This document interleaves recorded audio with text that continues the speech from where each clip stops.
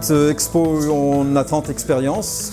Le thème, c'est naissance, vie et mort des océans. Et il y a une grosse partie sur la mort biologique des océans, réchauffement climatique et compagnie. Ces expériences sur le climat, il y a la densité donc des eaux chaudes et des eaux froides qui permettent d'expliquer le Gulf Stream, et on modélise le Gulf Stream.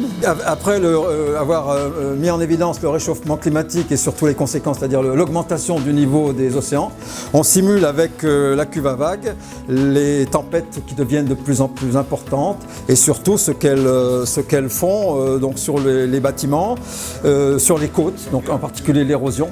Et ce qui est très important et que l'on montre, c'est que le fait de placer des posidonies simulées par l'intermédiaire d'élastiques, on limite donc l'érosion, en particulier en augmentant la densité de l'eau, puisque les posidonies ont une certaine viscosité. Et avec les banquettes, on protège donc les bancs de sable et on protège tout ce qui se trouve par derrière. D'autres expériences sont faites aussi avec des digues. On propose de mettre une digue simplement plate et ensuite on prend une digue qui est incurvée et qui permet de renvoyer les vagues d'où elles viennent.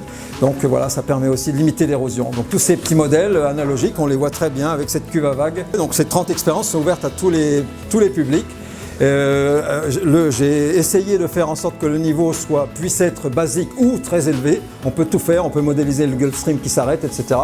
Donc, et puis pour les séismes, évidemment, il y a d'autres expériences qui sont très complexes et que l'on fait aussi en direct. Même un concept complexe peut s'expliquer simplement. Voilà. Et il doit être compris par tous, même des tout petits.